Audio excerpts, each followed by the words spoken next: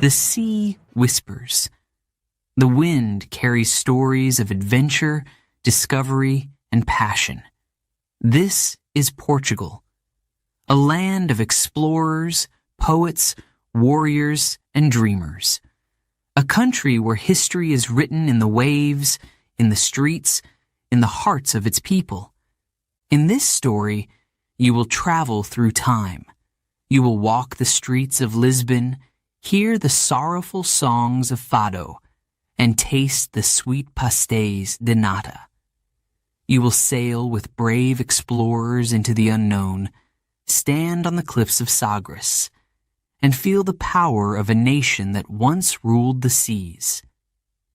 You will meet heroes, Prince Henry the Navigator, who dared to look beyond the horizon, Vasco da Gama, who found the path to India, Luis de Camões, who wrote Portugal's greatest epic, Amalia Rodrigues, whose voice carried the soul of a nation, Cristiano Ronaldo, who conquered the world of football.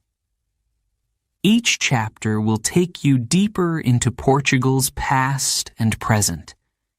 You will feel its struggles, its triumphs, its unbreakable spirit. The words will paint pictures in your mind. The sounds will bring history to life. And as you listen, as you read, you will not only discover Portugal, you will practice your English, improving your understanding, your vocabulary, your confidence. This is more than a story. It is a journey of learning, of adventure, of inspiration. Are you ready? Then let's begin. Chapter 1.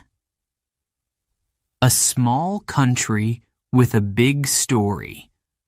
Portugal, a land of explorers, poets, and kings. A place where history whispers through the cobbled streets and where the Atlantic Ocean stretches beyond the horizon. A small country, but with a story as vast as the sea. Close your eyes. Imagine standing on a golden beach. The waves roll gently, touching the shore like they have for thousands of years. The air is warm, carrying the scent of salt and adventure. The sun begins to set, painting the sky with shades of orange and gold. This is Portugal, a land of beauty, mystery, and discovery. But where is Portugal? Look at a map of Europe. On the western edge, where land meets sea, you will find it. A small nation bordered by Spain to the east and the Atlantic Ocean to the west. From the north to the south, Portugal is full of contrasts. Green valleys, rolling vineyards, golden beaches, and ancient cities.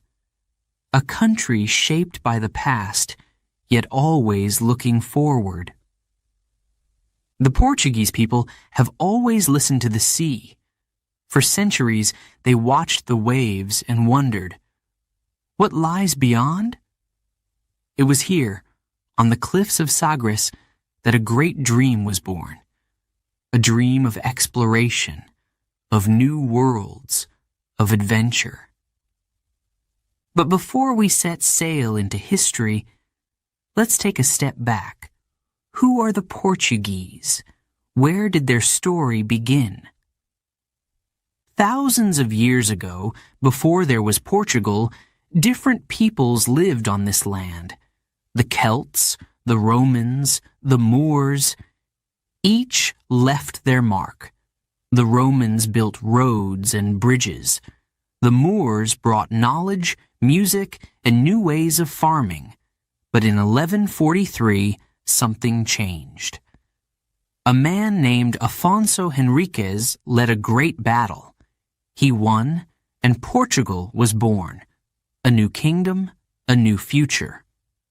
Over time, Portugal grew stronger. Castles rose on hills, protecting towns and villages. Churches and palaces were built, decorated with golden tiles and grand designs. Life was not always easy, but the Portuguese were strong. They had something special, a spirit of adventure. And so, one day, they turned to the ocean. The 15th century arrived. The world was changing. Great ships set sail from Portugal's shores. Brave men, led by the stars, went in search of the unknown. They sailed beyond the edge of maps, past the borders of fear. Prince Henry the Navigator, Vasco da Gama, Ferdinand Magellan. Their names became legends. The sea was dangerous, the waves were high, the winds strong, but the Portuguese did not turn back. They found new lands. They brought back gold, spices, and stories. Portugal became powerful, its ships ruling the waves. But time moves forward. The empire changed, the world changed, and Portugal changed with it. Yet, even today, the past is alive. Walk through Lisbon, the capital, and you will see it, the great Belém Tower, standing tall by the river. The monastery of Jerónimos, where the explorers once prayed. The streets of Alfama, where fado music fills the night air with longing and love. And it's not just Lisbon. Travel north to Porto, where the Douro River winds past ancient bridges. Visit Sintra, with its fairy tale castles hidden in the hills. Head south to the Algarve, where the cliffs rise high above the sea. Portugal is more than its history, more than its cities. It is a feeling, a place where tradition and modern life walk hand in hand, where old cafes serve strong coffee and fishermen still bring home the day's catch, where families gather around the table sharing laughter, stories, and of course, food. Ah, the food. The taste of bacalhau, Portugal's famous salted cod. The sweetness of pastéis de nata, warm custard tarts with golden crusts. The fresh seafood, the rich wines, the smell of grilled sardines in summer. Every dish tells a story, just like the land itself. And what about the people? The Portuguese are warm, welcoming, and proud of their heritage. They are poets, sailors, footballers, and dreamers. From Luis de Camões, who wrote epic tales, to Cristiano Ronaldo, who conquered the world of football. From the explorers of the past to the artists, scientists, and musicians of today. Portugal is small, yes, but its heart is vast. Its story is grand. Now, as the sun sets over the Atlantic, we take a deep breath. This is only the beginning. Ahead, more stories wait to be told. The sea calls, and Portugal's adventure is far from over. Chapter 2. The Age of Explorers. Portugal rules the seas. The wind is strong. The waves rise and fall, crashing against the cliffs. The sky is vast, endless, stretching beyond the horizon. It is the 15th century, and Portugal stands at the edge of the world. But not for long. The ocean is a mystery. No one knows what lies beyond. Some say there are sea monsters. Others believe the water will boil and ships will fall off the earth. But the Portuguese do not believe in fear. They believe in discovery. In the south of Portugal, in a place called Sagres, One man watches the sea with sharp eyes, Prince Henry, a son of kings, but not a warrior. His sword is knowledge, his battlefield the ocean. He dreams of ships sailing to unknown lands. He asks questions. What is beyond this horizon? Where does the sea end? He does not sail himself, but he builds something powerful, a school, a center for learning. Sailors, map makers, astronomers, all gather in Sagres. They study the stars, the winds, the currents. They design better ships, stronger and faster, called caravels. These ships are light, quick, ready to dance with the waves. And so, the great journey begins. One by one, ships leave Portugal's shores, south, toward Africa. They do not go far at first, only a little more each time. The unknown is dangerous, but it is also exciting. The coastlines grow familiar, the maps expand. The world is opening, piece by piece. In 1488, a brave captain named Bartolomeo Diaz faces the stormy sea. His ship is tossed like a leaf in the wind. The sky is dark, the water wild, but he does not turn back. He sails on, further than any Portuguese before him. Then, one day, the storm calms. The sun returns. The sea is different now, softer, warmer. He has done the impossible. He has found the tip of Africa, the Cape of Good Hope, a new path to the riches of the East. 10 years later, another man takes the next step, Vasco da Gama. He is not just a sailor, he is a man on a mission. He wants to find India, to bring back gold, spices, and knowledge. His journey is long, full of danger, months at sea, sickness, hunger, storms. But he does not stop. And then, land, India, a new world, a new connection. He returns to Portugal with his ship full of treasures, black pepper, cinnamon, silk. The dream of Prince Henry has come true. The ocean is no longer a wall, it is a road. Portugal is no longer small. It is now a great power. Its ships sail to Africa, India, Brazil, and beyond. Ports are built, colonies founded. The world map changes, and Portugal is at the center of it. But one man wants to go even further. His name is Ferdinand Magellan. He has a question no one can answer. Can we sail around the world? The journey is dangerous. Many say it is impossible. But he does not listen. He gathers 5 ships and a brave crew.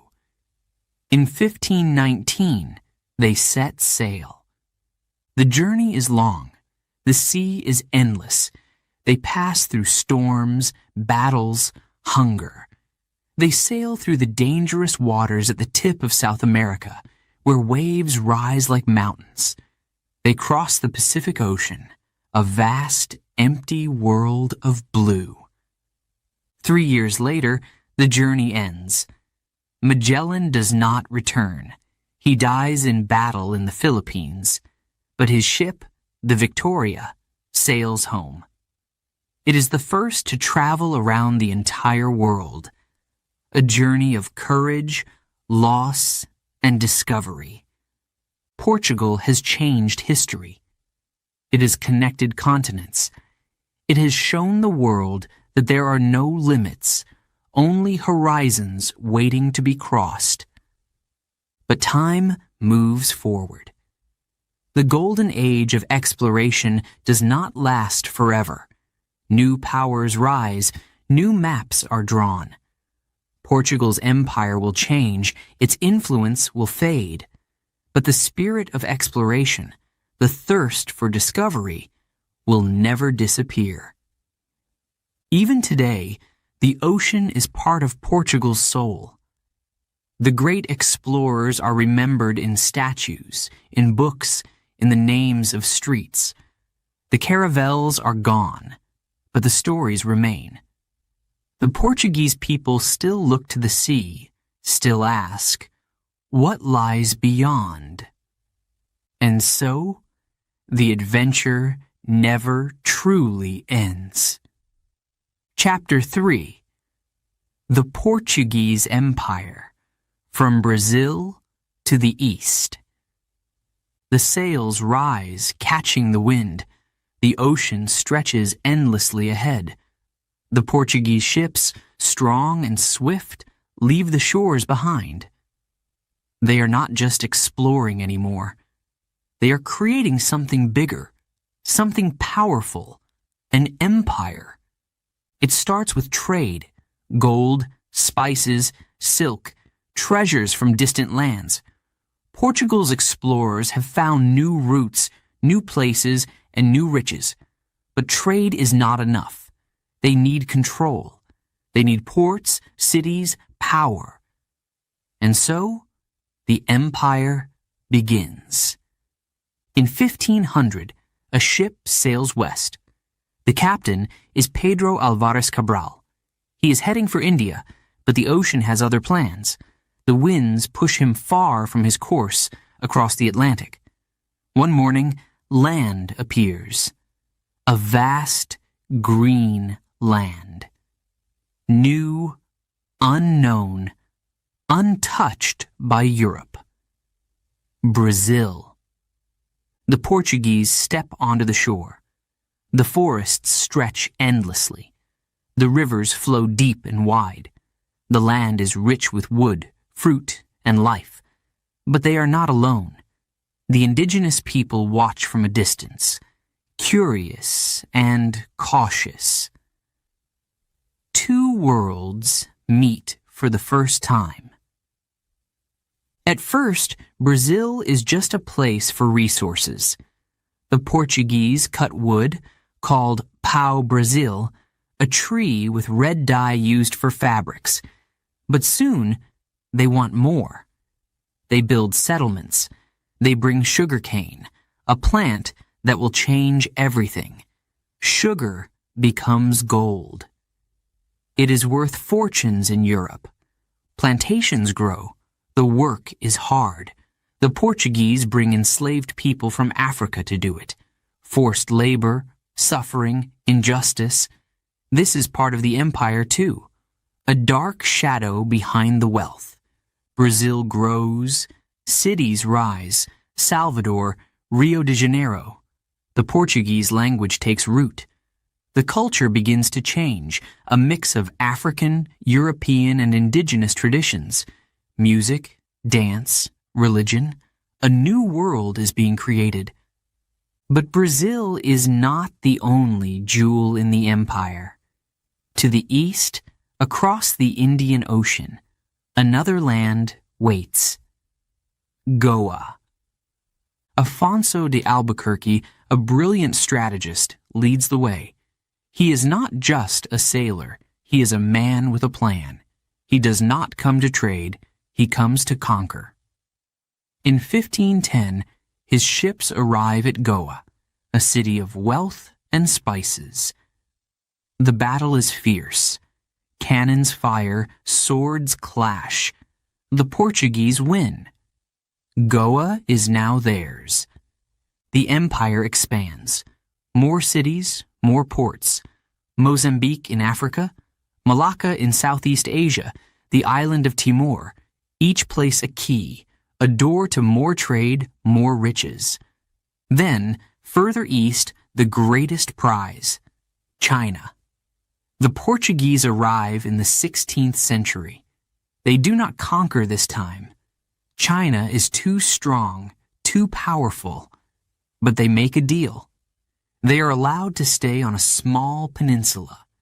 They call it Macau. Macau becomes a gateway between China and the West. Silk, tea, porcelain, all flow through this tiny port. A mix of cultures grows here. Chinese and Portuguese side by side, their traditions blending over time. For a moment, Portugal is at the center of the world. The empire stretches across continents. The flag flies high over lands far from home. Wealth pours into Lisbon, gold from Brazil, spices from India, silver from Japan, traded through Macau. But empires rise, and empires fall. The world is changing. Other nations grow stronger. Spain, England, the Netherlands. Portugal is small. The empire is vast, but difficult to hold. The Dutch attack the Spice Islands. The British take control of India. Brazil, the heart of the empire, grows restless. In 1822, it breaks free. Independence. Portugal's greatest colony is lost. Slowly, the empire fades. Goa returns to India. Macau becomes part of China. By the late 20th century, the last pieces are gone. The Portuguese Empire, once the first and the greatest, is now only history. But history does not disappear. The empire may be gone, but its mark remains. The Portuguese language is spoken by millions, from Brazil to Mozambique, from Angola to Timor. Traditions, architecture, food, all carry traces of Portugal's past. The empire is no more, but its story lives on in the people, in the culture, in the echoes of the past. And the sea that carried those ships so long ago, still whispers the tale of a nation that once ruled the waves. Chapter 4. Lisbon, the city of light and shadows. The air is warm. The scent of the sea drifts through the narrow streets. Sunlight dances on the rooftops, turning them gold. The river glows, reflecting the sky.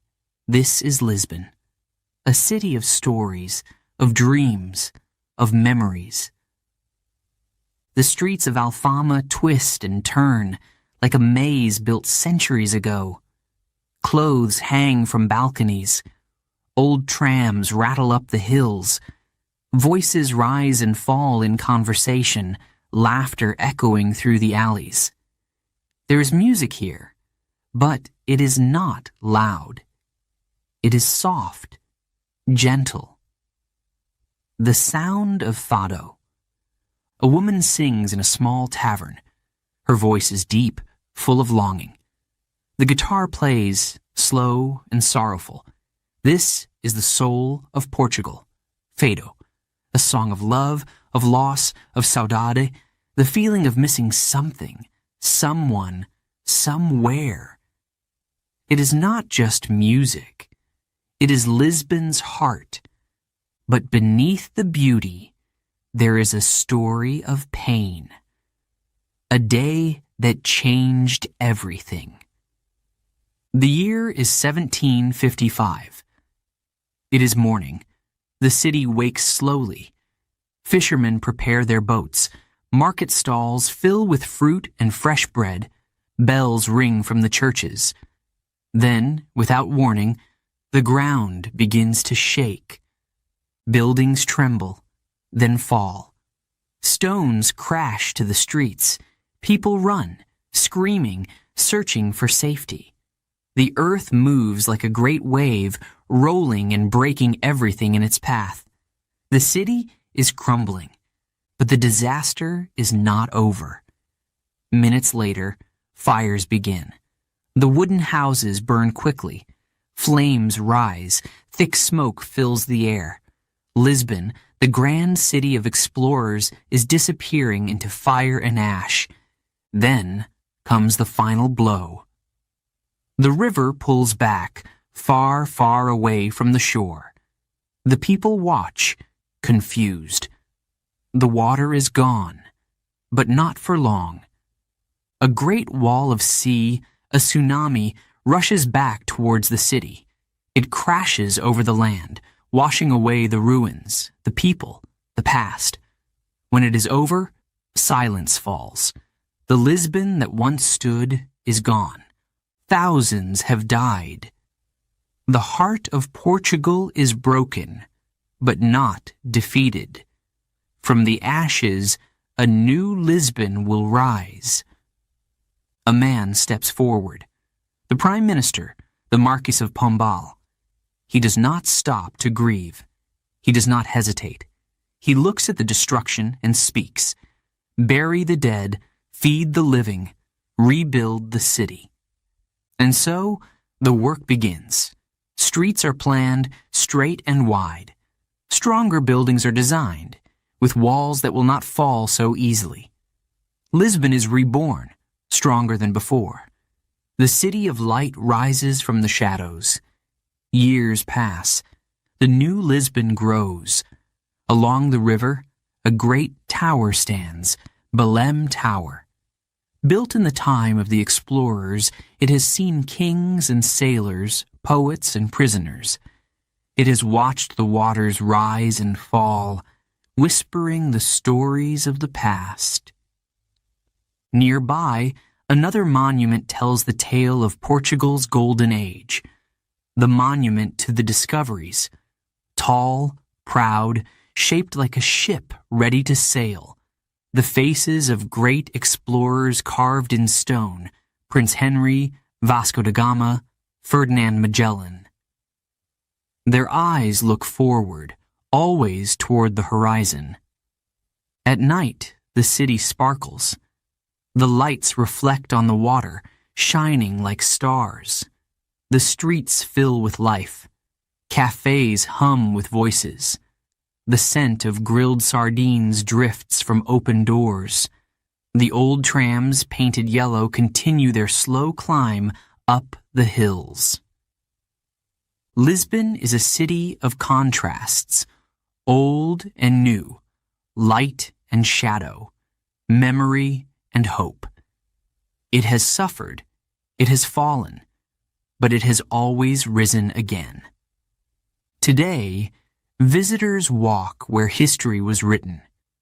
They stand on the stones where kings once walked. They listen to the music, taste the food, feel the spirit of the city.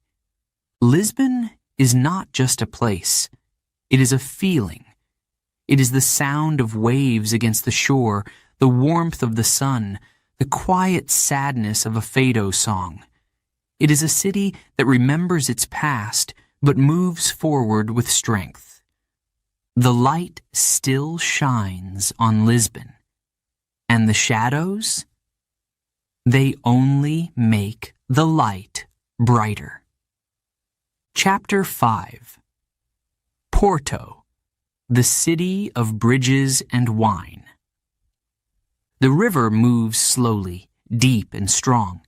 The hills rise on both sides, covered with houses, red roofs shining in the sun. The scent of the sea drifts through the air, mixing with something sweeter, the rich aroma of port wine. This is Porto, a city of history, of beauty, of tradition. The streets climb steeply, winding between old buildings. Some are painted bright blue, others yellow, red, white. The tiles, azulejos, decorate the walls, telling stories of the past. Every corner holds something new, something unexpected. A small cafe, a hidden courtyard, a church with golden altars. Down by the water, the Douro River flows like a ribbon of silver. Boats rest along the banks, their wooden hulls reflecting on the surface.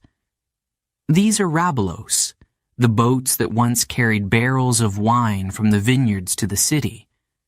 The river was the road, the lifeline of trade. Now, the boats are still, but their history lives on. Above, bridges stretch across the valley, connecting one side to the other. The most famous, Dom Luis River Bridge, stands like a great iron giant. Designed by a student of Gustav Eiffel, it is a masterpiece of engineering. People walk across, stopping to look down at the city below. From here, Porto is breathtaking. But the city is not just stone and water. It is taste. It is warmth. It is the spirit of its people. In cellars beneath the streets, the barrels rest. Inside, the wine ages, deepens, changes. Port wine, sweet, rich, powerful. A drink known across the world, but born here, in these hills, under this sun. Across the river, in Vila Nova de Gaia, the wine lodges wait. Dark, cool rooms filled with history. Visitors come to taste, to learn. Glasses are raised, ruby, tawny, white, each with its own story. The flavors dance on the tongue. Smooth, warm, unforgettable. But Porto is not just wine. It is books, it is stories, it is magic. In the heart of the city, a bookstore stands, Livraria Lello. More than a bookstore, a legend. The wooden staircase curves like waves, red carpet soft underfoot. Shelves rise high, filled with books that whisper adventure. The light falls through stained glass, painting colors on the floor. It feels like stepping into a dream. The city hums with life, the sound of voices, music, laughter. At night, the lights reflect on the water, golden and soft. The cafes fill with people, the smell of grilled fish, of fresh bread, of coffee drifts through the air. A plate arrives, francesinha, a sandwich, but more than a sandwich. Layers of meat, melted cheese, rich sauce, a touch of spice. It is heavy, strong, like the city itself. Every bite is warmth, comfort, tradition. Porto has known change. It has seen wars, revolutions, hard times, but it has always stood strong. The walls of the old city tell the story. The churches, the markets, the river, all hold the memory of the past. On the hill, the Clerigos Tower rises. Its bells once called sailors home, its shadow stretched across the streets below. Those who climb its steps are rewarded, a view like no other. The city at their feet, the river beyond, the sky stretching far. There is something about Porto, something quiet but powerful. It is not a city that shouts. It does not demand attention. It simply exists, strong and steady, waiting for those who take the time to see, to feel, to taste. The river keeps flowing. The bridges still stand. The wine continues to age. And Porto, with all its beauty, all its history, all its soul, remains. It is a city to remember. A city to return to. A city that stays with you long after you have left. Before we begin, Chapter 6, a quick note for our listeners. You're currently listening to this audiobook on WooEnglish. Remember, this content is specially made for WooEnglish listeners only. If you're hearing it on any other channel, it may be a violation of WooEnglish's rights. Please ensure you're tuned into the right source to fully enjoy and respect this audiobook journey. Now, let's continue the story. Chapter 6. Traditions festivals, and the soul of Portugal. The streets glow with lanterns. The sound of laughter fills the air. Music plays, feet move, voices sing. Portugal is alive, full of color, full of rhythm. This is a land of traditions, of festivals, of moments that bring people together. Fireworks explode in the night sky. A sea of bright colors, of golden sparks raining down over the river. In Porto, the São João festival has begun. It is June, and the city celebrates. People carry plastic hammers, tapping each other on the head. A strange tradition, playful, full of joy. Paper balloons float into the sky, drifting higher and higher, carrying wishes with them. Sardines sizzle on the grill. The scent of fresh bread and roasted peppers drifts through the air. The music never stops. The night belongs to the people. Further south in Lisbon, another festival lights up the summer. The Feast of St. Anthony. The city becomes a stage, a celebration of love, music, and dance. The old neighborhoods, Alfama, Barro Alto, are filled with decorations. Green, red, yellow, colors of happiness. Couples marry in the traditional way, a gift from the city to those who wish for a future together. The streets are crowded. The sounds of guitars and drums fill the night. The spirit of Portugal is here, in the songs, in the laughter, in the warmth of the people. But Portugal is not only summer. Winter has its own magic. On the island of Madeira, Carnival arrives, a parade of masks, costumes, shining lights. Music flows through the streets, drums beat like a heartbeat. The dancers move, wild and free, celebrating life. A festival of dreams, of escape, of endless energy. In the north, another tradition is waiting. In December, the town of Abados transforms. A Christmas village appears, straight from a fairy tale. Wooden stalls sell chocolate, sweets, warm drinks. Lights cover the castle walls, turning them golden in the dark. The air is cold, but the feeling is warm. Yet there is one sound, one tradition that belongs to Portugal alone. A song, a voice, a story. Fado. In a small tavern, a woman stands on a dimly lit stage. Her eyes are closed, her voice deep, full of sorrow, full of longing. The guitar strings tremble. The song begins, a slow melody, heavy with emotion. This is not just music. This is a feeling, a memory, a piece of Portugal's heart. Fado is sadness, but it is also love. It is the story of sailors lost at sea, of mothers waiting, of dreams that never came true. It is the sound of saudade, the Portuguese word for missing something deeply, for longing without end. Amalia Rodrigues, the queen of Fado, once sang of this feeling. Her voice, rich, powerful, unforgettable, carried Portugal's soul across the world. Even today, in the darkened rooms of Lisbon, her music lives on. But Portugal is not only songs of sorrow. There is another sound, another dance, full of life, full of joy.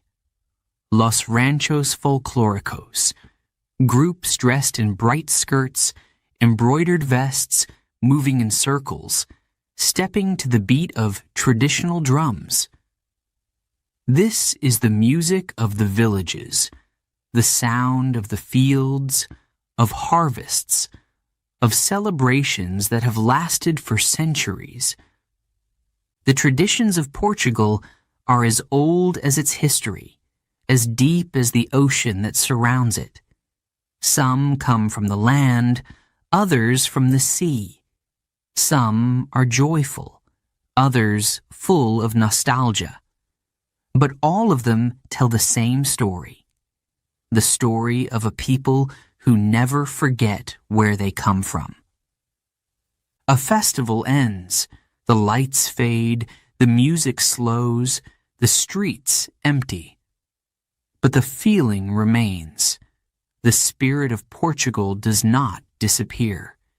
It lives in the voices, in the memories, in the quiet strum of a guitar. And tomorrow, another celebration will begin. Chapter 7. Portuguese food, a feast by the sea. The air is filled with the scent of the ocean. The waves crash softly against the shore, their rhythm endless. Somewhere nearby, the smoky smell of grilled fish drifts through the streets. A man turns sardines over hot coals, their silver skin crisping under the flame. A woman places fresh bread on a table, its crust golden, its warmth inviting. This is Portugal, a land of explorers, of poets, but also of food. Every meal tells a story. Every dish carries history. The flavors of Portugal are shaped by the sea, the land, and the journeys of those who once sailed across the world. The Portuguese love to eat, to gather, to share. The table is a place of tradition, of family, of laughter. A plate arrives, bacalhau, salted cod, the most famous dish in the country. They say there are more than 1,000 ways to cook it. Baked, fried, grilled, in a stew, with potatoes, with eggs. Each family has its own secret recipe. The fish, preserved with salt, was once the food of sailors, carried on long voyages. Now it is a national treasure, eaten at celebrations, at Christmas, on ordinary days, and special ones. The waiter brings another dish, caldo verde, a warm green soup made with potatoes, kale, and slices of chorizo. Simple, comforting, perfect on a cold night. A bowl of tradition passed down through generations. In the markets, the smell of fresh seafood fills the air. Octopus, clams, prawns, all taken from the waters that surround Portugal. A fisherman carries his catch, his hands strong from years at sea. The ocean gives, and the people create. A pot bubbles on the stove. The rich aroma of spices drifts through the kitchen. Cataplana, a dish from the Algarve where the sun shines bright and the water is blue. Clams, shrimp, tomatoes, garlic, white wine. Everything cooked together in a copper pan, sealed, full of flavor. The first bite tastes of the sea. The baker's shop is warm, filled with the scent of sugar and cinnamon. Behind the counter, golden pastries sit in neat rows. Pastéis de nata, small custard tarts, their tops caramelized, and their crusts flaky and crisp.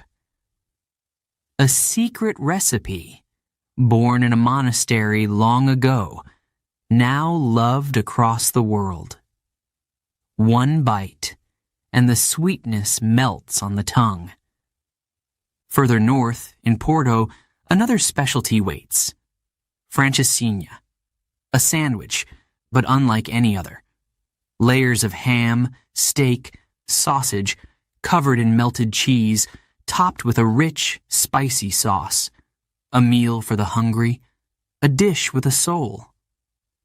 At the table, glasses are raised. A deep red wine swirls inside, rich and smooth. This is Portugal's pride. Port wine made from grapes grown in the Douro Valley, aged in barrels, perfected over time. Sweet, strong, unforgettable. Across the country, the flavors change. In the mountains, the meats are smoked, the cheeses are thick and creamy. In the countryside, fresh olives, rich olive oil, golden honey. On the islands, tropical fruits grow under the sun, bananas sweeter than anywhere else. But it is not only about the food. It is about the moment, the gathering, the long lunches, the late dinners, sitting outside, the sound of voices, the feeling of time slowing down. In Portugal, meals are never rushed. They are savored. The streets of Lisbon are alive. A waiter calls out from a cafe, inviting people in. A grandmother stirs a pot in her kitchen, humming an old song. A fisherman cleans his nets, thinking of the meal waiting at home. Food is more than sustenance here. It is tradition, culture, memory. It is love. The sun begins to set.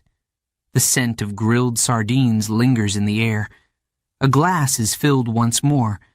A pastry disappears in a single bite. The feast never truly ends. Tomorrow, it begins again. Chapter 8. Portugal. Today, a modern country with ancient roots. The sun rises over Lisbon. The river glows in the soft morning light. The city, once the home of great explorers, wakes to a new day. Trams rattle through the streets, carrying workers, students, tourists. The old and the new move side by side. Portugal is changing. Once it was a country of sailors and poets. Now it is a land of innovation, of technology, of new ideas. The past is here in the stones of ancient castles, in the melodies of fado.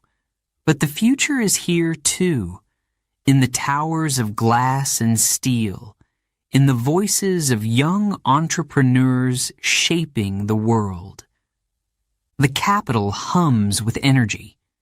In offices, people work on startups, developing apps, designing the future. Lisbon has become a hub for digital nomads, for creative minds, for those who dream beyond borders. The city welcomes them with open arms, offering history, culture, and a lifestyle that balances work and pleasure. But it is not just Lisbon. Porto, Braga, Coimbra, each city has its own rhythm, its own story. Universities filled with students from across the world, markets buzzing with fresh ideas, streets alive with conversation, with laughter, with possibility. In the south, the Algarve shines under the bright blue sky. The beaches stretch for miles, golden and endless. The waves rise and crash, calling to surfers from every corner of the globe. Portugal is now a surfing paradise, a place where adventure meets relaxation. The ocean, once feared by sailors, is now a playground. Tourists arrive in every season. Some come for the cities, walking through Lisbon's winding streets, climbing Porto's steep hills. Others seek the countryside, the vineyards, the quiet charm of small villages where life moves slowly. Portugal's beauty is no longer a secret. It is one of the world's top destinations. But modernity does not erase tradition. In small cafes, old men still sit with their morning coffee, reading the newspaper. In village squares, Families gather for festivals that have lasted for centuries. The flavors of Portugal remain unchanged: grilled sardines, fresh bread, rich wine. The heart of the country beats steady and strong. Technology and sustainability shape the future. Wind turbines turn on the hills. Solar panels glisten in the fields. Portugal leads the way in clean energy, in protecting its land, in looking forward. The rivers are clean. The air is fresh. The people understand the value of nature. Music festivals bring new sounds, blending fado with rock, pop, electronic beats. Artists paint the walls of cities, filling them with color and expression. Fashion designers mix the old and the new, crafting a style that is uniquely Portuguese. Football remains a passion. The stadiums roar with excitement. Cristiano Ronaldo, the country's greatest star, inspires young players to chase their dreams. The spirit of competition, of excellence, is alive in every corner of the nation. The economy grows, bringing change, bringing challenges. New businesses rise, opportunities increase, yet some still struggle. The old ways meet the new, and not everyone moves at the same speed. But Portugal is resilient. It has faced hardships before. It always finds a way forward. Even as it modernizes, the soul of Portugal does not change. The warmth of its people, the beauty of its landscapes, the depth of its history, these things remain. The country looks ahead, but never forgets where it came from. As the sun sets, the city lights begin to glow. The cafes fill once more, the music plays, the waves continue to kiss the shore. Portugal stands at the edge of the future, proud of its past, ready for what comes next. And tomorrow, another chapter begins. Chapter 9. The Portuguese Spirit, a people of resilience and discovery. The waves crash against the shore as they always have. The wind whispers through the hills, carrying stories of the past. Portugal is more than a country. It is a feeling, a force, a spirit that refuses to fade. Through centuries of triumph and struggle, its people have stood strong, facing the unknown with courage, with heart, with determination. They have always looked beyond the horizon. When the world seemed small, they dared to believe it was vast. When others feared the ocean, they embraced it. The spirit of discovery, of adventure, of endless curiosity lives in their blood. It is the legacy of those who came before, of those who changed history. In the 16th century, a poet sat by candlelight, writing words that would never be forgotten. Luís de Camões, the voice of Portugal, the man who gave the nation its epic. The Lusíads, a story of heroes, of explorers, of the nation's greatest journey. His words carried the pride of a people who had conquered the sea, who had dared to dream beyond their borders. Even in exile, even in hardship, his poetry remained strong. His sight was lost, but his vision never faded. He wrote not just of the past, but of the soul of Portugal itself. Centuries later, another voice rose. A voice not of words, but of song. In the streets of Lisbon, in the dimly lit taverns, a woman stood before the crowd. Her presence filled the room. Amalia Rodriguez, the queen of Fado. Her voice, deep, full of longing, told the stories of sailors lost at sea, of mothers waiting for their sons, of love that could never be returned. She did not just sing, she felt. Her music was more than sound. It was emotion, pure and raw, the essence of saudade, that unique Portuguese feeling of love, loss, and longing. The spirit of Portugal is not just in music, in poetry, in history. It is also in the heart of the athlete, the warrior, the competitor who refuses to give up. The world knows his name, Cristiano Ronaldo. From the small island of Madeira to the grandest stadiums on earth, his journey was never easy. A boy with a dream, a talent, a fire inside him. He ran faster, trained harder, fought for every goal, every victory. He rose again and again, becoming one of the greatest footballers of all time. His name is sung by millions, his achievements celebrated across continents, but his roots remain. No matter how far he goes, he carries Portugal with him. These are just names, just people, but they are also symbols. Each one represents something greater, the passion, the resilience, the unbreakable will of a nation. They are not alone. Portugal has given the world explorers, writers, leaders, artists, names that shaped history, that inspired generations. Even in hardship, even in loss, the Portuguese spirit never fades. Wars, earthquakes, economic struggles, nothing has broken them.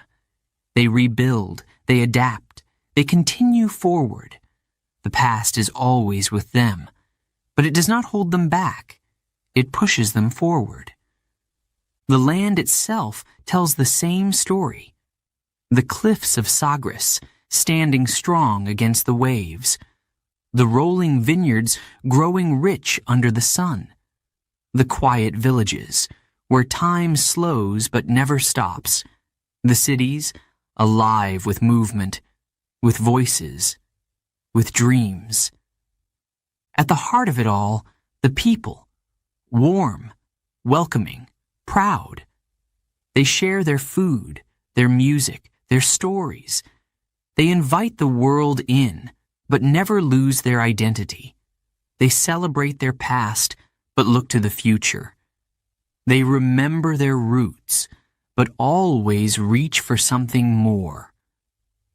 Portugal is not the largest country. It is not the most powerful. But its spirit is vast.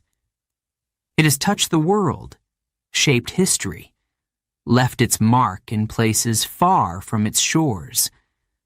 The journey is not over. The adventure continues. The sun sets over the Atlantic. The waves keep moving. The wind keeps blowing. And somewhere, a new story is beginning.